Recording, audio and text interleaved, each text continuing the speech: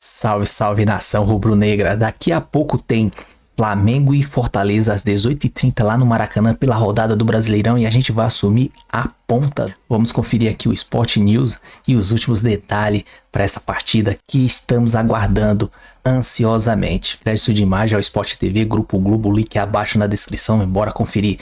Mas antes, se inscreva no canal SR Fla, caso você não seja inscrito, é claro, ative o sininho de notificações e chega metendo like, porque ajuda a gente demais a elevar o canal. E o Flamengo já tem as prováveis escalações e detalhe, o último time do grupo do Flamengo no Campeonato Mundial de Clubes saiu ontem. Vamos ver aqui tudo que envolve o nosso Flamengo. O Flamengo já vem de uma classificação na Libertadores também, que precisava vencer o Deportivo Táchira. Era um time com 1 ponto somado no grupo, né? Ninguém esperava mais muito do Táchira. E o Flamengo teve muita dificuldade. Mais um que levou o meme de classificação culposa para a próxima fase da Libertadores. Saiu vaiado, porque poderia, pela vitória da LDU no grupo, se vencesse por um placar mais elástico, fizesse mais 2 gols, poderia ter saído com a primeira colocação do grupo. Acaba classificando em segundo, vai para o pote 2, não tem a vantagem de decidir em casa, como aconteceu também nos últimos anos. Enfim, e isso leva a dúvidas no campinho do Flamengo para a partida de hoje, porque as vaias foram muito em função da atuação coletiva do time, mas principalmente o ataque foi muito criticado, o ataque que começou a partida no jogo contra o Fortaleza, no jogo contra o Deportivo Táchira. Então hoje contra o Fortaleza, a expectativa Pedro Moreno, se o Cebolinha e o Bruno Henrique, que entraram e melhoraram o time, comecem jogando e o Michael e o Pedro como opções do banco, até porque o Pedro também tem esse processo de recondicionamento, né, depois da lesão. Enfim, além da dúvida do Everton Araújo e do Alan, o Alan também por uma questão física, e na esquerda, provavelmente, o Alexandre começa a partida. O Flamengo que... até no meio de semana achei que o Felipe Luiz foi mal nas alterações, né? Nas substituições, achei que ele não foi bem, mas o Flamengo que também está rendendo abaixo do que o time pode render. Pode ter algumas explicações que giram muito em torno da questão física também, pela sequência de jogos. A gente, pelo calendário achatado e pela Copa do Mundo de Clubes, a gente viu vários clubes fazendo aí 9 jogos no período de 30 dias durante esse mês de maio, mas quando a gente olha para o que foi o jogo no meio de semana contra o Táchira, a diferença das duas equipes e pelo que o Flamengo não produziu, ou pelo pouco aproveitamento do Flamengo na frente do gol, realmente chama atenção. O Pedro... Quando ele retornou, até a gente viu alguns bons jogos do Pedro, ele entrando ali de maneira, assim, com bastante parcimônia, mas às vezes que entrava, conseguia agregar, conseguia fazer gols, mas teve também uma queda de rendimento, que pode ser explicado também pela questão física, mas até por uma questão técnica também do jogador que ficou muito tempo parado. Agora o Flamengo precisa encontrar entrar nos trilhos de novo, porque mais do que o Campeonato Brasileiro, e independentemente do resultado dessa rodada, o Flamengo vai para a Copa do Mundo de Clubes, ali acho que onde era o planejamento, que é próximo ao líder, seja o Bragantino, seja o Palmeiras, ou seja o próprio Flamengo, mas o Flamengo vai para essa Copa do Mundo de Clubes próximo ali do líder do Campeonato Brasileiro. E depois do que acontecer no Mundial de Clubes, volta para o Campeonato Brasileiro ali focado e classificado na Libertadores. Obviamente vai ter que ver o que vai ser o sorteio da segunda-feira, mas classificado na Libertadores, classificado na Copa do Brasil e próximo dos líderes do Campeonato Brasileiro. Então a questão toda não é só o resultado. A questão toda é de um time que a gente vê que tem um dos elencos, se não o melhor elenco da América do Sul, que vai ser sempre cobrado por isso, mas que está entregando o futebol abaixo do que pode nesse momento. A gente fala muito da questão ofensiva, principalmente do Flamengo, né, Raed? Porque defensivamente é até um time que sofre poucos gols. Não à toa, toda a linha de zaga do Flamengo praticamente foi convocada para a Seleção Brasileira. Verdade, bem lembrado. Mas é um time que ofensivamente, a gente começou a temporada falando de um time que criava muito e finalizava mal, tanto que a expectativa do Pedro retornar era muito grande por ser esse finalizador. Agora, em alguns jogos, até o Flamengo não cria tantas oportunidades claras, mas em alguns momentos elas saem. Mas, por exemplo, contra o Táchira, dos destaques do time, o Arrascaeta tem uma chance clara e dá um tapinha ali. Falta, né, um pouquinho mais de qualidade na finalização. Um time que tem sofrido ofensivamente para mostrar essa superioridade, até no número. A gente falou agora de mudanças. Sai... Michael e Pedro para entrar Bruno Henrique e Cebolinha. Quantas opções o Flamengo tem do meio para frente para ser um time que sufoca os seus adversários, né? E tem um modelo de jogo que o Felipe Luiz já adotou, que é um modelo de jogo principalmente com os 4 jogadores de frente imprimindo ali muita dinâmica, velocidade, pressão no adversário. E que para esse modelo de jogo funcionar, o time precisa estar fisicamente apto, fisicamente recuperado, para que você consiga jogar quarta num jogo importante, domingo num jogo importantíssimo contra o Palmeiras, num gramado duro, como é o gramado sintético do Allianz Parque, e depois performar também de novo contra um time que joga com uma linha de 5 jogadores fechadinho, que não dá espaço no último terço do campo. E isso também precisa de tempo de treinamento para você criar alternativas para esses jogadores jogarem e performarem, né? Então, assim, justificativas existem. É um time que está rendendo abaixo, na minha opinião, como todos os outros times do futebol brasileiro, porque o calendário é insano.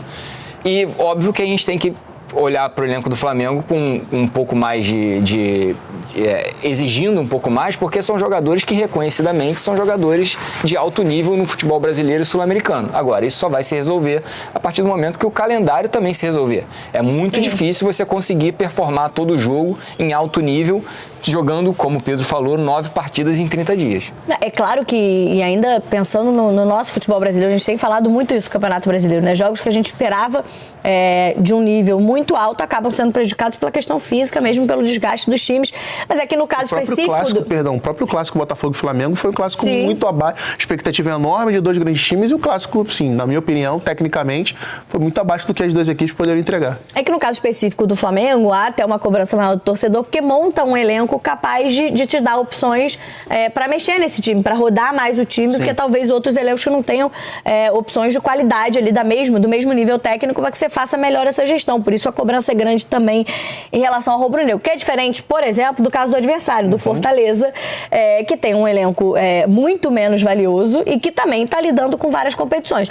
Fortaleza avança perdendo para o Racing na Libertadores, mas um jogo muito bem administrado pelo Vojvoda, né? Ele também falou sobre isso na entrevista. Claro que eu não queria perder, mas administrou o quanto pôde o resultado que era importante pro Fortaleza, porque estava jogando fora de casa também.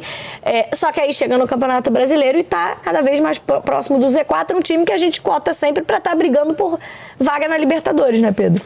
Assim, eu nem concordo muito com o Vojvoda nessa visão dele, não, que o jogo estava bem administrado, porque o Racing... Você correu muito risco, né? O Atlético Caramanga poderia ter vencido. O Martirena acertou um balaço na trave, assim, o Racing teve oportunidades. Sim. Acho que o Fortaleza acabou tendo mais, entre aspas, sorte do que juízo jogando na Argentina, mas a realidade... um resultado muito arriscado, né? A realidade é que hoje, quase todos os brasileiros que foram à Argentina enfrentar o Racing nos últimos anos perderam lá, e vários deles perderam aqui também. O Fortaleza estreia na Libertadores perdendo em casa. É isso, tomando a sapatada do Racing, que é das equipes aí que certamente vão levar muita dificuldade os brasileiros nessa Libertadores. Cara, o Fortaleza eu coloco, como eu disse lá, né, quando a gente estava comentando sobre o Santos, eu coloco nesse pacote das equipes que tem uma perspectiva de melhora muito grande nessa parada de um mês para a Copa do Mundo de Clubes, pelo que a gente já olhou pelo que o Vojvoda fez nos últimos anos. Vai ter time que vai parar um mês para a Copa do Mundo e vai ser pior, vai voltar pior, pode ter certeza. Vai ter time que vai parar um mês e vai voltar pior. Fica desesperado, porque quando tem tempo para trabalhar, volta, isso. Tem tempo para trabalhar, tem técnico que não gosta muito, aí volta com a cobrança danada, não melhorou nada. Pois no caso do Fortaleza e do Vojvoda, pelo que a gente já viu o Vojvoda transformar e melhorar essa equipe nos últimos anos, faz com que a gente tenha uma perspectiva de que o Fortaleza, após essa parada, vá melhorar. Mas, assim, hoje é um resultado que é um jogo dificílimo, fora de casa, contra o Flamengo, que briga pelo título, mas seria importante o Fortaleza conseguir somar pontos mesmo jogando fora de casa, pensando exatamente nessa pressão, porque imagina, você paralisar um mês para a Copa do Mundo de Clubes estando dentro da zona do rebaixamento. É uma outra situação, uma situação que inclusive o Fortaleza viveu alguns anos atrás, num outro estágio desse momento de recuperação do clube, onde Fortaleza não tinha um elenco mais homogêneo como a gente vê hoje. Fortaleza ainda tem uma luta muito grande para conseguir, como a gente falou ali do Palmeiras, né, que consegue fazer alterações e não tem uma defasagem muito grande técnica de um substituto para o outro. O Fortaleza consegue encontrar isso em algumas posições, mas não no elenco de maneira geral. E aí passou um turno na zona de rebaixamento. Exatamente. Naquela época o Vojvoda foi mantido e se recuperou no segundo turno. A provável escalação do Fortaleza, então, no nosso campinho para a partida de hoje contra o Flamengo. Fortaleza não tem o Pedro Rosseto, que voltou ao time. Tendo que montar o terceiro lá, tem o Caleb e o Martínez hoje em campo. Vocês acham que é esse meio campo que joga? Você acha que nada, não viajou para ele? Eu acho o meio campo muito aberto para enfrentar o Flamengo no Maracanã. Mas ele não tem outros, né? Ele estava jogando com o M. Martínez, Paul Fernandes e Pochettino, né? O meio de campo de controle ali de bola e não deu resultado. Mas entrar com Pochettino e Caleb um volante só de marcação no meio ali, eu acho o meio campo muito aberto para enfrentar o Flamengo no Maracanã. Enfim, daqui a pouco a gente vai ver as escalações aí, mas... Eu concordo contigo, mas é porque ele ainda não achou o meio campo. Para mim é o grande problema do Fortaleza da temporada. O Vojvoda pensou o time de uma forma e os jogadores de meio de campo não estão conseguindo entregar. Bem, partida importantíssima, porque repetimos, né? Vale a liderança do Campeonato Brasileiro. Flamengo, Palmeiras e Cruzeiro nessa briga, com o Bragantino, que já começou a rodada vencendo e está nesse momento na liderança. O Flamengo joga às 6h30 da noite, então, contra o Fortaleza no Maracanã, e o Cruzeiro recebe o Palmeiras às 7h30, então, da noite, no Mineirão, podendo disputar os três ali a liderança do Campeonato Brasileiro. Lembrando que esse jogo é 6h30 da noite aqui na tela do Sport TV também, além do Premier, também transmissão aqui do Sport TV para Flamengo e Fortaleza, direto do Maracanã. Flamengo que conheceu ontem, ou quase hoje, né? Porque foi na madrugada de sábado para domingo, o seu adversário. Conheceu hoje, literalmente hoje. Porque né? acabou na manhã. Rapaz, de o pessoal domingo. do Troca de Passes entrou no ar 2 horas da manhã. Tá achando que é mole, tá E vendo? tu tá rindo, né? Cadê? Porque não era ele. O glamour de entrar no ar às 2 da Mas manhã. em solidariedade eu estava assistindo Marcelo Barreto, Rodrigo Coutinho e Alex. Então vamos botar os melhores momentos da vitória do Los Angeles Futebol Clube sobre o América do México, os gols, da vitória por 2-1, e aí o Flamengo conheceu o último integrante do seu grupo na Copa do Mundo de Clubes. Moreno, já que você deu prestígio para a partida, os melhores momentos dessa vitória, já viu pelo menos jogar também o adversário que estará no grupo do Flamengo na Copa do Mundo de Clubes. O América do México, como a gente viu ali do Jardine, que faz um trabalho incrível lá no México. O primeiro tempo foi muito ruim mesmo. No segundo tempo já o jogo mais disputado.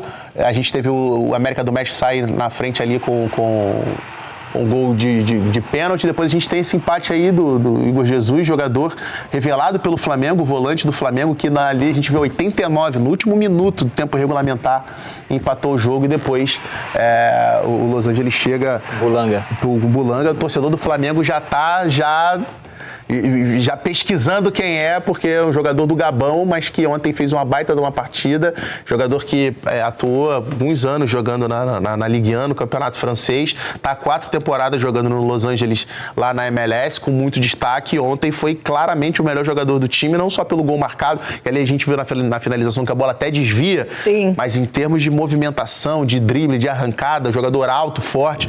Torcedor do Flamengo já ficou com receio já de enfrentar o jogador do Gabão, mas ainda assim, né? O Flamengo tecnicamente o que, de repente, o torcedor do Flamengo olhando pro jogo reparou é que, assim, o Flamengo é muito melhor. Passasse o América do México, passasse o Los Angeles, óbvio que o América tem mais tradição, time mais conhecido, mas o Flamengo é muito melhor do que as duas equipes. Não, e o Bulanga tem um jeitão de Aubameyang, né? Os dois são do Gabão, né? Sim. Eles têm jeitão mesmo, porte físico. Eu falei, não, jeitão mesmo, jeitão do Alba. O trocadilho fica por minha conta, porque tem o Igor Jesus versão ex-rubro-negra no sim. Los Angeles Futebol Clube, que é o ex-jogador da base do Flamengo, mas vai ser rival nessa fase da Copa do Mundo de Clubes. Que, inclusive, o Igor Jesus é mais uma prova de como a antiga gestão do Flamengo liquidou a base. É um jogador que foi campeão pan-americano com a seleção brasileira, sub-20, com Ramon Menezes. É um jogador que tinha projeção na categoria de base, com passagem por seleção brasileira, que estreou bem nos profissionais, mas a diretoria decidiu fazer negócios com times pequenos de Portugal. O Flamengo não recebeu pelo Igor Jesus. O Igor Jesus foi transferido para o Los Angeles FC, fez o gol que praticamente colocou o Los Angeles na Copa do Mundo de Clubes, e o Flamengo segue sem receber pelo jogador, porque a antiga diretoria, assim como fez com o Hugo Souza, que hoje é destaque no Corinthians e jogador de seleção brasileira, decidiu precificar os jogadores abaixo do preço que eles deveriam valer, para poder fazer ali um caixa que sem lá muito conhecimento do que eles tinham nas categorias de base. Antes da gente... Não, desculpa, só rapidamente, Los Angeles ainda tem outro jogador brasileiro, o Marlon, zagueiro que passou aqui do futebol brasileiro pelo Fluminense recentemente, foi reserva ontem. E as duas grandes atrações aí para o Mundial, o goleiro Lohri, campeão do mundo com a França, titular do time, e o Giroud, que entrou no segundo tempo, mas não vem sendo titular do time, mas vai estar também nessa Copa do Mundo de Clubes. Rapidinho pra gente voltar no Campeonato Brasileiro, mas só pra mostrar o grupo, né? Já que entrou o Sim. último, faltava aí, tá o grupo que estava indefinido, agora completo, o Flamengo contra o Esperance de Tunísia da Tunísia e além de Chelsea e o Los Angeles FC, o último classificado então dos Estados Unidos nesse grupo. Tá inclusive na ordem de confrontos, né? O Flamengo começa contra o Esperance, depois joga contra o Chelsea e por último o Los Angeles. Esse é o Flamengo então na Copa do Mundo de Clubes que começa. Aí, grupo do Mundial de Clubes nos Estados Unidos, o Flamengo agora já tem o terceiro adversário do grupo D. E, cara, ainda bem que não foi o América do México, porque esse América já causou pra gente, isso poderia... Possa ser que crie um trauma em alguns torcedores, eu lembro bem dessa daí, mas ainda bem. E assim, cara, nosso time afiado, jogando, um regulamento debaixo do braço, fazer o básico, mas bem feito, a gente passa de boa. A gente pode empatar com o Chelsea e a gente pode até ganhar. O Chelsea não tá tudo isso. Mas voltando pro brasileiro, daqui a pouco tem Flamengo e Fortaleza no Maracanã e a gente vai ganhar. 3-0 é meu placar e bora pra cima. Beleza? Vamos mandar energia positiva. Alguém tem que mexer psicologicamente nesses jogadores do Flamengo e furar a bolha do ego deles. Mas é isso aí. Se inscreva no canal SR Fla para ajudar a gente. Ative o sininho de notificações e chega metendo o like, porque ajuda demais a gente e eu agradeço. Comenta aí, compartilha, diz aí o que vai ser do jogo. Diz aí o que você acha desse grupo do Super Mundial de Clubes. Comenta, tamo junto, até a próxima. Saudações rubro-negra.